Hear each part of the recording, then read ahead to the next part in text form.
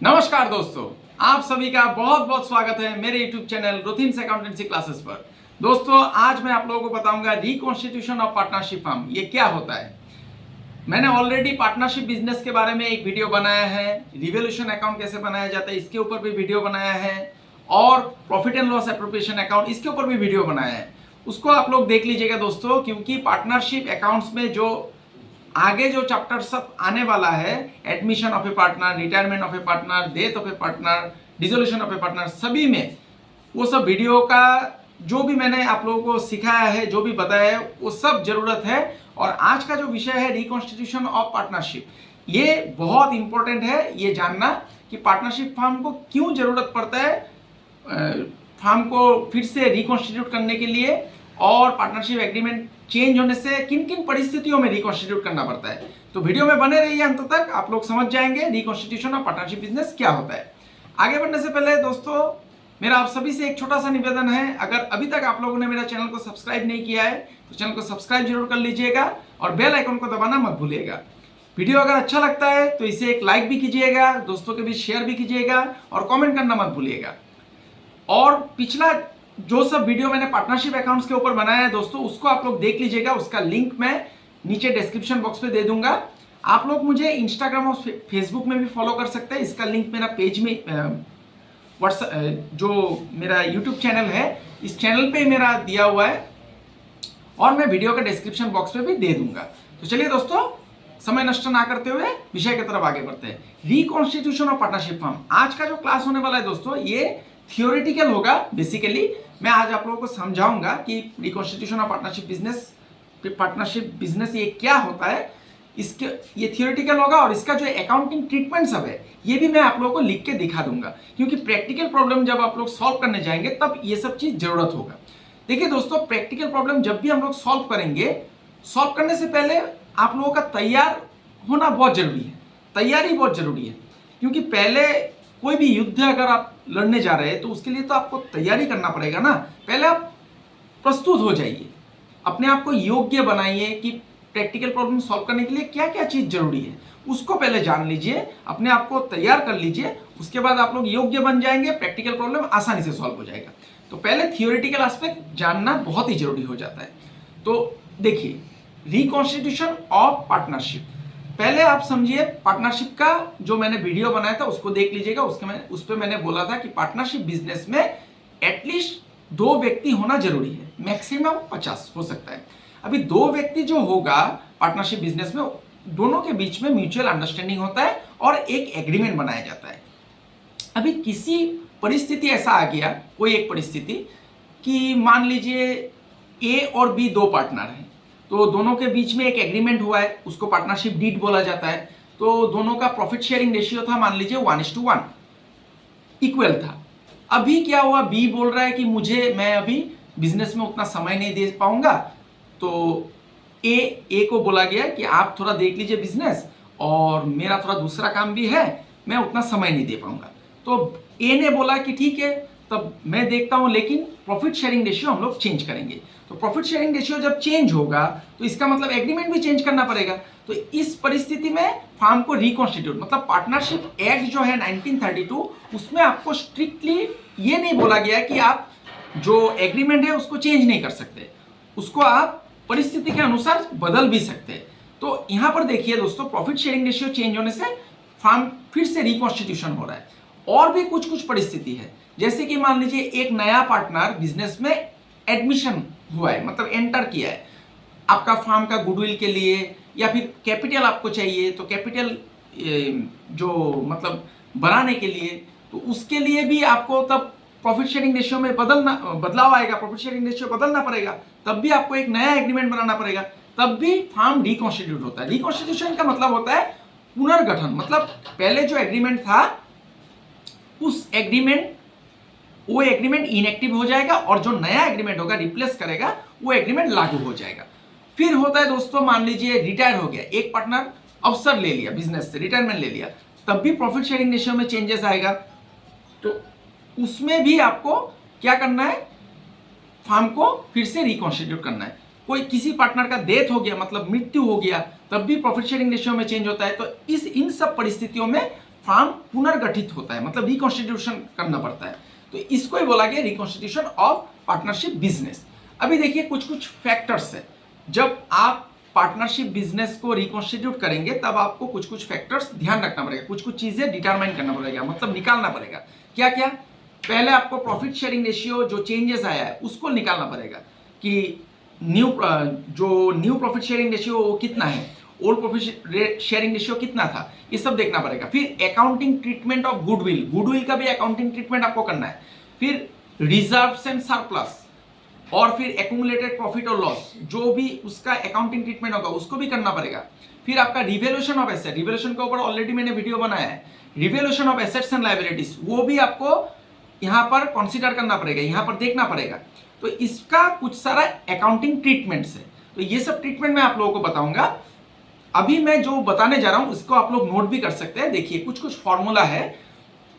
पहला जो फैक्टर है, आपको प्रॉफिट शेयरिंग रेशियो देखना है, प्रॉफिट शेयरिंग रेशियो में चेंजेस आएगा, तो वहां से क्या होता है दोस्तों, कभी कभार गेनिंग रेशियो निकल के आता है, कभी कभार सैक्रिफाइसिंग रेशियो निकल के आता है। अभी ध्यान से सुनिए, इसको आप लोग नोट कर लीजिएगा। गेनिंग रेशियो आपको परीक्षा में पूछा जा सकता है, गेनिंग रेशियो निकाल के दिखाइए, या फिर सैक्रिफाइसिंग रेशियो भी पूछा जा सकता है। तो गेनिंग रेशियो का फॉर्मूला है दोस्तों new ratio minus old ratio. New ratio जो फार्म में जो नया रेशियो, जो बदलाव आएगा नया पार्टनर एंटर करने से या फिर रिटायर होने से या फिर डेथ होने से, तो न्यू रेशियो जो दिया रहेगा उससे जो पुराना रेशियो है उसको अगर आप लोग माइनस करेंगे तो गेनिंग रेशियो आएगा। दोबारा मैं दोहरा देता हूं, गेनिंग रेशियो का फॉर्मूला है new ratio minus old ratio. फिर दोस्तों सैक्रिफाइसिंग रेशियो, सैक्रिफाइसिंग रेशियो का फॉर्मूला हो जाता है old ratio minus new ratio, just उल्टा, गेनिंग रेशियो का उल्टा होगा, old ratio minus new ratio. अभी देखिए दोस्तों यहां पर एक बात आता है, मान लीजिए 3 पार्टनर है, 3 पार्टनर में 2 पार्टनर गेन किया है और 1 पार्टनर सैक्रिफाइस किया है, तो क्या करना पड़ेगा, जो 2 पार्टनर ने गेन किया है उसको क्या करना पड़ेगा, जो सैक्रिफाइस किया है उसको कॉम्पेंसेट करना पड़ेगा। इसीलिए यहां पर गेनिंग रेशियो और सैक्रिफाइसिंग रेशियो निकालना जरूरी हो जाता है जब भी फार्म रिकॉन्स्टिट्यूट होता है। रिकॉन्स्टिट्यूशन में यह जरूरी बन जाता है गेनिंग रेशियो और सैक्रिफाइसिंग रेशियो निकालना, क्योंकि आपको पता करना पड़ता है कि किसने गेन किया है और किसने सैक्रिफाइस किया है। जो सैक्रिफाइस करेगा, जो गेनिंग पार्टनर है उसको कॉम्पेंसेट करना है, तो कितना अमाउंट कॉम्पेंसेट करना है वहां से रेशियो से आपको पता लगेगा।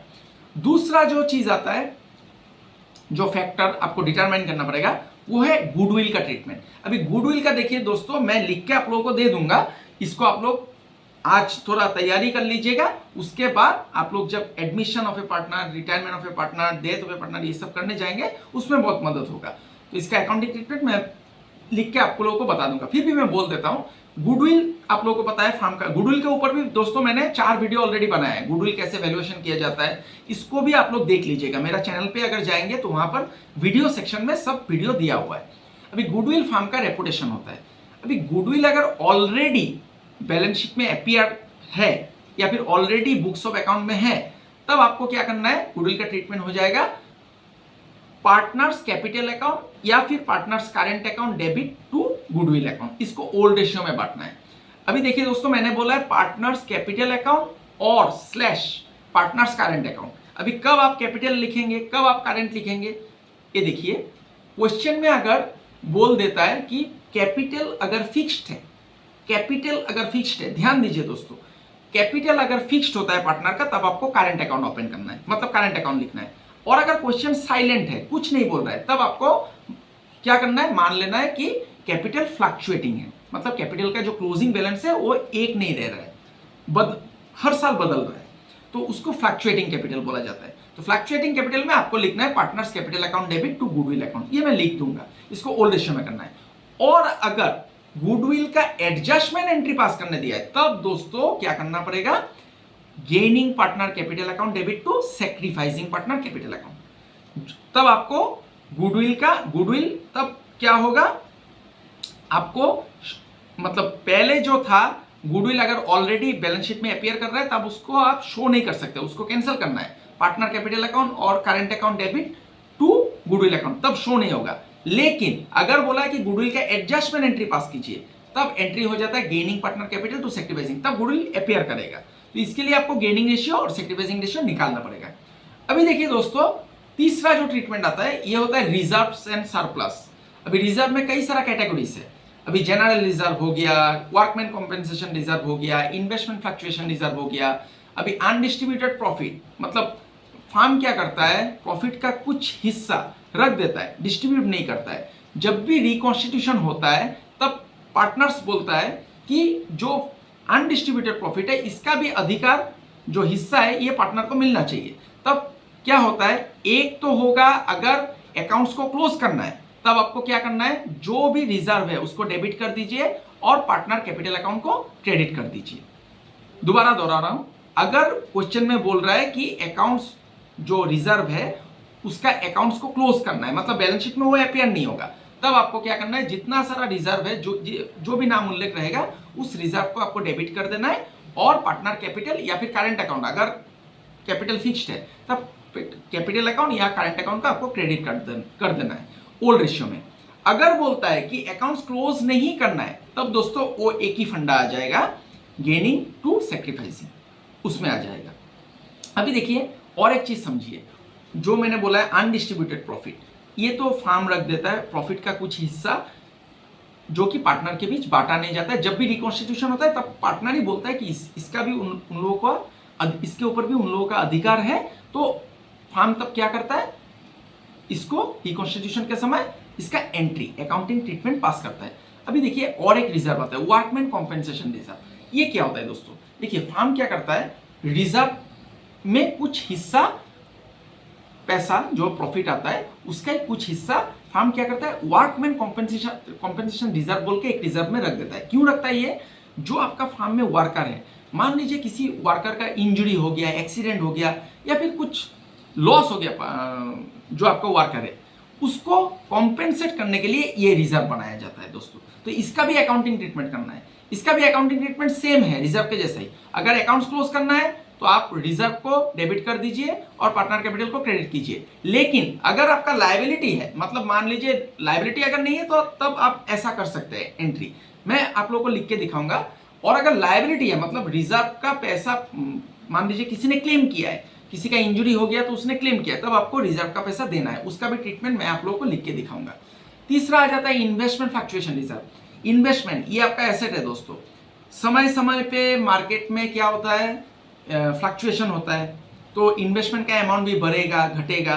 तो इसके लिए भी फार्म क्या करता है, उस लॉस को, मतलब लॉस को बियर करने के लिए रिजर्व में पैसा रख देता है, तो उसका भी ट्रीटमेंट करना पड़ेगा।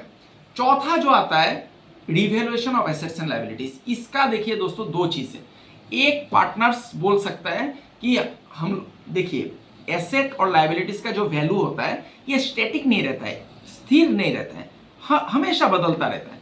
तो पार्टनर्स ये बोल सकता है कि हम लोग जो एसेट्स एंड लायबिलिटीज है इसका वैल्यू को ऑल्टर करेंगे, मतलब रीवैल्यू, रीएसेस करेंगे, तब एक ट्रीटमेंट होगा। और अगर बोलता है कि रीएसेस नहीं करना है, ऑल्टर नहीं करना है, तब आपको एक स्टेटमेंट बना के नेट इफेक्ट देखना है कि पॉजिटिव आ रहा है ना नेगेटिव आ रहा है, ये मैं करके आप लोगों को दिखाऊंगा। तो रिवैल्यूएशन का जो है दोस्तों, इसका भी ट्रीटमेंट, इसके ऊपर मैंने ऑलरेडी एक वीडियो बनाया है, और रिवैल्यूएशन अकाउंट कैसे बनाया जाता है इसको आप लोग देख लीजिएगा, क्योंकि एडमिशन, रिटायरमेंट, डेथ, इन सभी चैप्टर में रिवैल्यूएशन अकाउंट जानना बहुत जरूरी है। तो अभी मैं जो अकाउंटिंग ट्रीटमेंट के बारे में आप लोगों को बताया है वो सब मैं अभी लिख के आप लोगों को दे देता हूं, इसको आप लोग प्रिपेयर कीजिएगा। और अगला क्लास में मैं एडमिशन ऑफ ए पार्टनर, जो कि बहुत ही जरूरी है, उसके ऊपर वीडियो बनाऊंगा, उसके ऊपर प्रैक्टिकल प्रॉब्लम सॉल्व करना सिखाऊंगा। क्योंकि प्रैक्टिकल प्रॉब्लम सॉल्व करने से पहले आप लोग क्या कीजिए, इन सब, ये सब जो मतलब प्रिपरेशन है ये सब कर लीजिए, उससे आप लोगों का बहुत मदद होगा। तो अभी मैं कैमरा को बोलूंगा कॉपी की तरफ फोकस करने के लिए। तो देखिए दोस्तों, मैंने आप लोगों को पहले वीडियो का शुरुआत में मैंने दो फॉर्मूला के बारे में बताया था, गेनिंग रेशियो और सैक्रिफाइसिंग रेशियो। इन दो फॉर्मूला मैं यहाँ पर लिख देता हूँ, गेनिंग रेशियो, इसका फॉर्मूला होता है दोस्तों new ratio minus old ratio, ये है पहला फॉर्मूला। दूसरा हो गया दोस्तों सैक्रिफाइसिंग रेशियो। ये सब आप लोग थोड़ा याद कर लीजिएगा। और टेक्निक ये है कि गेनिंग रेशियो का उल्टा फॉर्मूला सैक्रिफाइसिंग रेशियो होता है। इसमें हो जाएगा दोस्तों old ratio minus new ratio. ये क्वेश्चन में दिया रहता है, अगर दिया नहीं रहेगा तो आपको न्यू रेशियो निकालना भी पड़ सकता है। तो इसको मैं सिखाऊंगा आप लोगों को, आप लोग चिंता मत कीजिए। अभी देखिए दोस्तों, ये हो गया पहला 2 फॉर्मूला। अभी मैं आप लोगों को जो डिटरमाइन करना चाहिए था, मतलब प्रॉफिट शेयरिंग रेशियो, इसके बारे में तो बता दिया, ये 2 फॉर्मूला। अभी जो अकाउंटिंग ट्रीटमेंट है गुडविल का, ये गुडविल का अकाउंटिंग ट्रीटमेंट मैं आप लोगों को बता देता हूँ। अकाउंटिंग ट्रीटमेंट ऑफ गुडविल, ये जानना बहुत ही जरूरी है। अकाउंटिंग ट्रीटमेंट, कॉपी की तरफ ध्यान दीजिएगा, इसका स्क्रीनशॉट ले लीजिएगा दोस्तों। ट्रीटमेंट ऑफ गुडविल, देखिए अगर गुडविल ऑलरेडी अपीयर कर रहा है बुक्स में, ऑलरेडी एग्जिस्ट है बैलेंस शीट में, तब क्या करना है, इफ गुडविल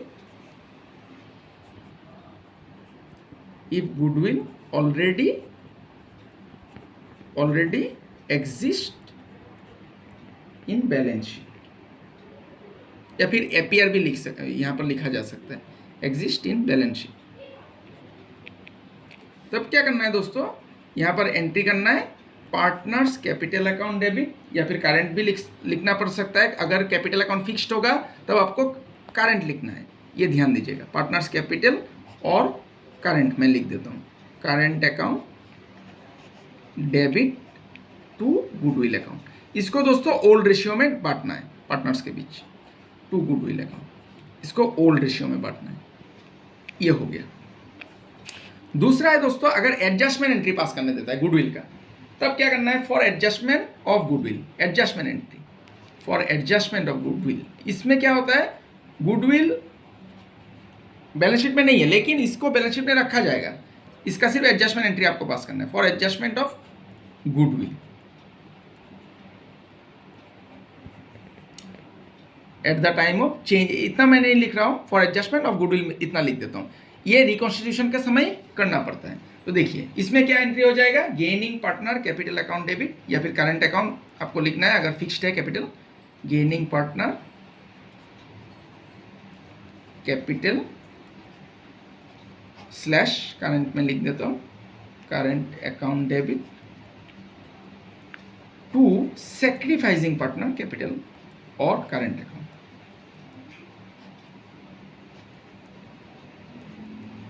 पार्टनर कैपिटल और करंट, दोबारा मैं दोहरा देता हूं, करंट अकाउंट तभी आप लिखिए अगर क्वेश्चन में बोल रहा है कि कैपिटल फिक्स्ड है, और अगर कुछ नहीं बोल रहा है तो आपको मानना पड़ेगा कि कैपिटल फ्लक्चुएटिंग है, तब आपको कैपिटल लिखना है, ये शब्द, टू सैक्रिफाइसिंग पार्टनर कैपिटल और करंट अकाउंट। ये हो गया दोस्तों दूसरा जो ट्रीटमेंट मैंने बताया था आप लोगों को गुडविल का, ये हो गया गुडविल का ट्रीटमेंट। अभी 3 नंबर में जो था रिजर्व के बारे में मैं लिख देता हूं, accounting treatment of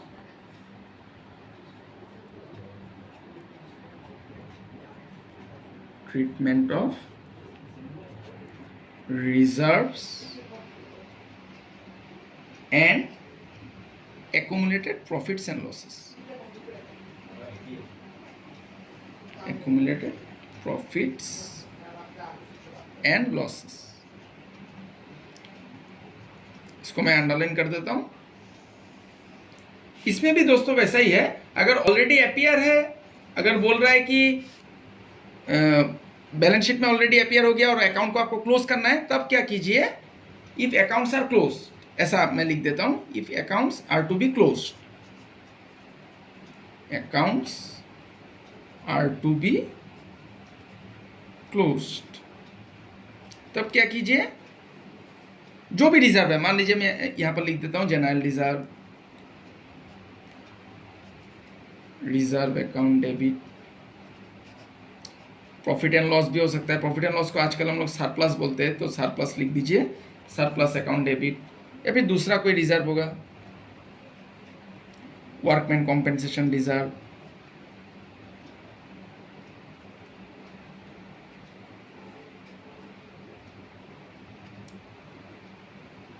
reserve account debit to partners capital, या फिर करंट लिख दीजिए। करंट तभी आपको लिखना है जब कैपिटल फिक्स्ड हो,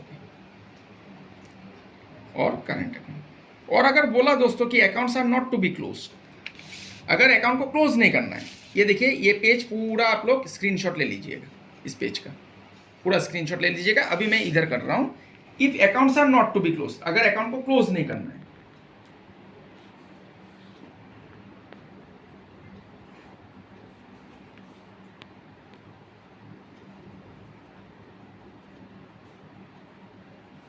are not to be closed. तब क्या करना है दोस्तों, तब एक ही फंड, वही पहले का जो फंडा था, gaining partner to sacrificing partner capital account.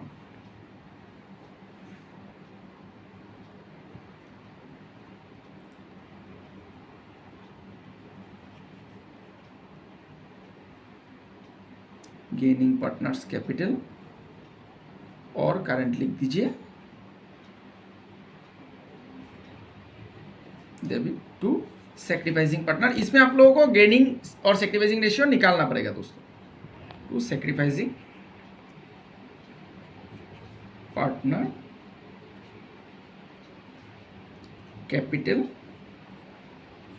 और करंट अकाउंट, ये हो गया दोस्तों। अभी देखिए तीसरा जो आता है, मैंने आप लोगों को बोला था वर्कमैन कॉम्पेंसेशन रिजर्व के बारे में। तो वर्कमैन कॉम्पेंसेशन रिजर्व का एक ट्रीटमेंट है जो कि पहला है अकाउंट्स को क्लोज करना है। तो अकाउंट्स को क्लोज करना है तब ऐसे आप लोग ट्रीटमेंट कर दीजिएगा। अगर कोई लायबिलिटी नहीं है, अगर लायबिलिटी होता है वर्कमैन कॉम्पेंसेशन रिजर्व में, लायबिलिटी आपको पेमेंट करना है, तब क्या करना पड़ेगा दोस्तों, उसका ट्रीटमेंट मैं यहाँ पर लिख देता हूँ। मान लीजिए वर्कमैन कॉम्पेंसेशन रिजर्व में आपका 20,000 रुपया आपने रखा है और जो लायबिलिटी है वो है मान लीजिए 30,000। तब क्या हो जाएगा, उसका ट्रीटमेंट मैं लिख रहा हूँ। इफ, देख लीजिएगा, इफ अमाउंट ऑफ लायबिलिटी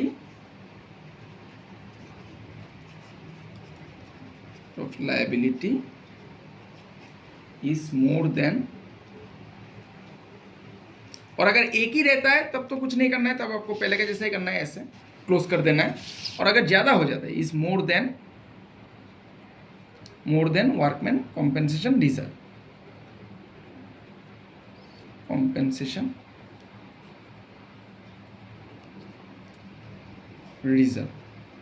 तब क्या करना है दोस्तों, देखिए ध्यान दीजिएगा। Workman compensation reserve account debit, compensation reserve account debit to, मैंने यहाँ पर डेबिट पे थोड़ा जगह रखा है, क्यों रखा है मैं बताऊंगा अभी। टू वर्कमैन कॉम्पेंसेशन पेएबल लिखिए, सॉरी ये डब्ल्यू होगा, to workman compensation payable account, ये हो गया दोस्तों। अभी देखिए मैंने यहाँ पर जगह क्यों रखा है, देखिए वर्कमैन कॉम्पेंसेशन रिजर्व में आपने 20,000 रुपया रखा था और आपको आपका जो लायबिलिटी है वर्कमैन को जिसको कॉम्पेंसेट करना है आपको, उसको 30,000 करना है। तो एक 10,000 रुपया का डिफरेंस आ रहा है डेबिट साइड में, ये डिफरेंस आपको रिवैल्यूएशन अकाउंट में ट्रांसफर करना है। यही है फंडा, इसमें रिवैल्यूएशन अकाउंट में ट्रांसफर करना है। और अगर मान लीजिए आपने 20,000 रखा था और 20,000 ही आपका पेमेंट करना है, तब क्या हो जाएगा, 20,000 डेबिट में और 20,000 क्रेडिट में, तब ये रिवैल्यूएशन नहीं आएगा। इतना ही है दोस्तों। वैसा ही सेम जो इन्वेस्टमेंट फ्लक्चुएशन रिजर्व है उसमें भी होता है, लेकिन उसमें क्या होता है दोस्तों, ये रिवैल्यूएशन अकाउंट नहीं आता है, उसमें अलग है, उसका भी मैं बता रहा हूं आप लोगों को। इन्वेस्टमेंट फ्लक्चुएशन रिजर्व में अगर दोस्तों, जो इन्वेस्टमेंट फ्लक्चुएशन रिजर्व क्या होता है, आपका इन्वेस्टमेंट हर रोज बदलता रहता है, उसका वैल्यू, मार्केट वैल्यू। तो जो फ्लक्चुएशन होता है उसमें लॉस भी हो सकता है, प्रॉफिट भी हो सकता है। तो अगर लॉस होता है तो उसके लिए फर्म क्या करता है, रिजर्व में पैसा रखता है। तो अगर लॉस मान लीजिए नहीं हुआ है तब तो कोई दिक्कत नहीं है, तब आप ऐसे ही जो अकाउंट्स को क्लोज करना है, अगर बोल रहा है कि अकाउंट्स को क्लोज करना है, तो आप ऐसे ही इन्वेस्टमेंट फ्लक्चुएशन रिजर्व बोल के लिख दीजिए और टू पार्टनर्स कैपिटल ऐसा लिख दीजिए। और अकाउंट को अगर क्लोज नहीं करना है तब ऐसे gaining to sacrificing partner capital account.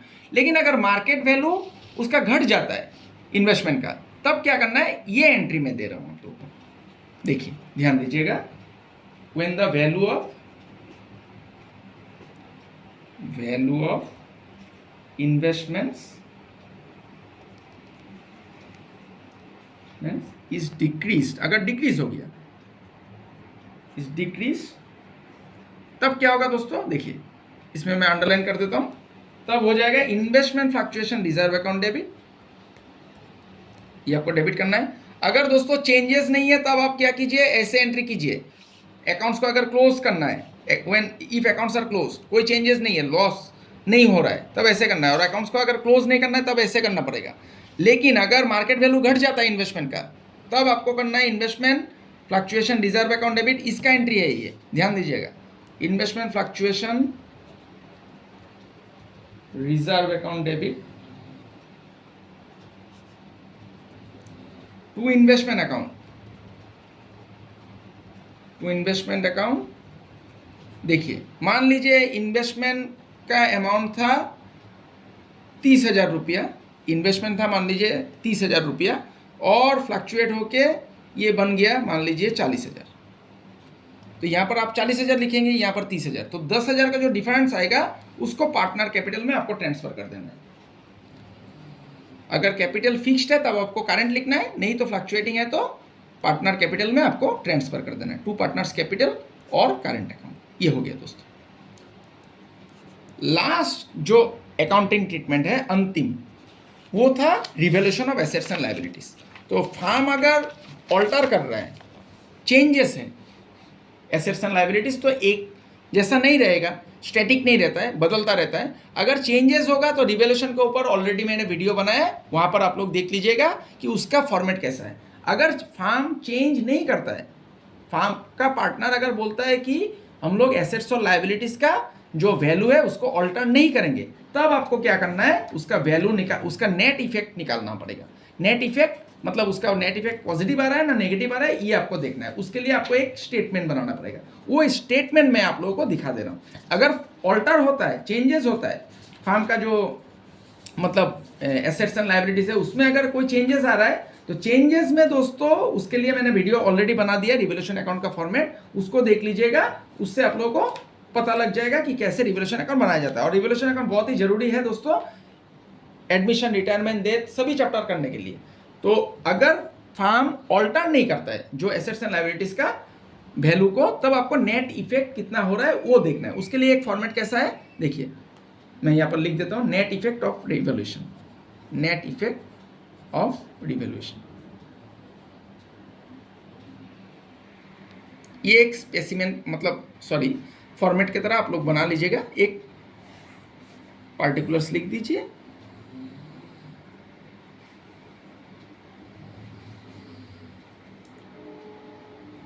यहाँ पर अमाउंट लिख दीजिएगा।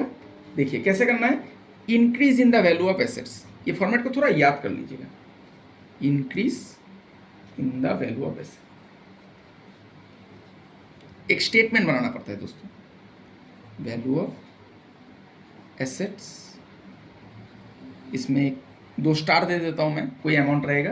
फिर ऐड करना है आपको decrease in the value of assets, sorry liabilities, decrease in liabilities. मैं उतना ज़्यादा नहीं लिख रहा हूँ, डिक्रीज इन लायबिलिटीज। जो लायबिलिटी रहेगा उसका अगर अमाउंट घट गया तो उसको आपको ऐड करना है। फिर ऐड करना है अनरिकॉर्डेड एसेट, कोई एसेट अगर रिकॉर्ड नहीं हुआ है तो उसको आपको रिकॉर्ड करना है, उसको भी ऐड करना है, ऐड अनरिकॉर्डेड एसेट्स। फिर आपको क्या करना है, लेस, डिक्रीज होने से लायबिलिटीज ऐड होता है, इंक्रीज होने से दोस्तों माइनस करना पड़ेगा, less, increase in liabilities, increase in liabilities, ये लिख दीजिए। इसको मैं ब्रैकेट में दे देता हूं, तब ब्रैकेट मतलब ये दर्शाता है कि ये माइनस करना है। फिर लेस करना है दोस्तों, increase in the value of asset add होता है, तो decrease in the value of asset minus होगा दोस्तों, डिक्रीज इन एसेट्स में लिख देता हूं। फिर अनरिकॉर्डेड एसेट जैसे आपने ऐड किया है वैसे अनरिकॉर्डेड लायबिलिटीज भी हो सकता है, अनरिकॉर्डेड लायबिलिटीज को भी आपको क्या करना है, माइनस करना है, लायबिलिटीज, इसको माइनस करना है। तो इससे देखिए अगर प्लस में आया तो पॉजिटिव हो जाएगा, नेट इफेक्ट पॉजिटिव होगा, और अगर माइनस में आता है दोस्तों तब ये नेगेटिव होता है, और मैं यहां पर ब्रैकेट में दे देता हूं नेगेटिव होता है। देखिए ये प्लस में भी आ सकता है कैलकुलेशन करके, प्लस में आने से पॉजिटिव इफेक्ट होगा, नेट जो नेट इफेक्ट है रिवोल्यूशन का वो पॉजिटिव दिखाएगा, और अगर माइनस में आता है तो नेट इफेक्ट रिवोल्यूशन का निगेटिव दिखाएगा। अभी पॉजिटिव आएगा तो क्या एंट्री करना पड़ेगा और नेगेटिव आएगा तो क्या एंट्री करना पड़ेगा, ये मैं दे देता हूँ। इफ पॉजिटिव में आपको क्या करना है दोस्तों, देखिए एंट्री पास करना है, gaining partner capital account debit. Net effect अगर पॉजिटिव आता है तो gaining partner capital account debit लिखना है to sacrificing partner capital account.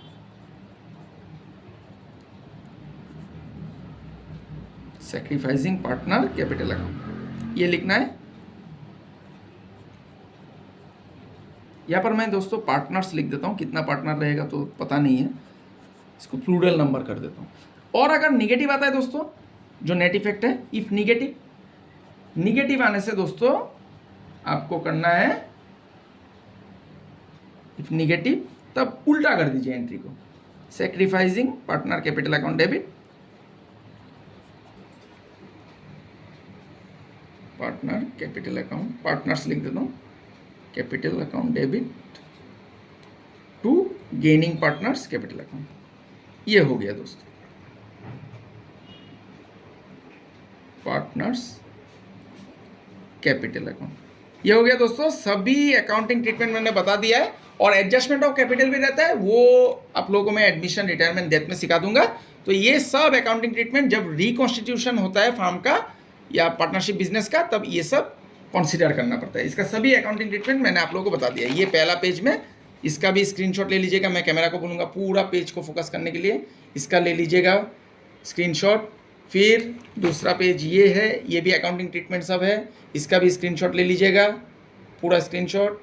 तीसरा पेज दोस्तों ये मैंने किया है, ये नेट इफेक्ट था। रिवोल्यूशन का जो फॉर्मेट है वो मैंने नहीं बताया, उसका मैंने ऑलरेडी वीडियो बना दिया है, उसको आप लोग देख लीजिएगा, दोबारा करने से समय नष्ट होगा, उसको देख लीजिएगा। ये देखिए ये नेट इफेक्ट का हो गया, इसका आप लोग स्क्रीनशॉट ले लीजिएगा। तो आशा करता हूं दोस्तों रिकॉन्स्टिट्यूशन ऑफ पार्टनरशिप क्या होता है ये आप लोगों को समझ में आया है। आज मैंने थियोरेटिकल पार्ट भी आप लोगों को बताया है, और जो अकाउंटिंग ट्रीटमेंट है इससे रिलेटेड सभी कुछ बता दिया है। अगला वीडियो में मैं एडमिशन ऑफ ए पार्टनर, जो कि बहुत ही जरूरी है क्लास 12 और बीकॉम के स्टूडेंट्स के लिए और बीबीए के स्टूडेंट्स के लिए, और क्लास 12 का हर एक बोर्ड का स्टूडेंट के लिए, और बीकॉम बीबीए हर एक यूनिवर्सिटी का स्टूडेंट के लिए बहुत ही जरूरी चैप्टर है पार्टनरशिप का, एडमिशन ऑफ ए पार्टनर। उसका प्रैक्टिकल प्रॉब्लम कैसे सॉल्व किया जाता है उसको मैं करके भी दिखाऊंगा, और प्रैक्टिकल प्रॉब्लम सॉल्व करने के लिए क्या क्या अकाउंटिंग ट्रीटमेंट जरूरी है वो भी मैं आप लोगों को बता दूंगा। तो तब तक के लिए बने रहिए मेरे साथ। मैं ईश्वर से कामना करता हूं आप सभी स्वस्थ रहे, सुरक्षित रहे और खुश रहे। आज के लिए इतना ही दोस्तों, बहुत बहुत धन्यवाद।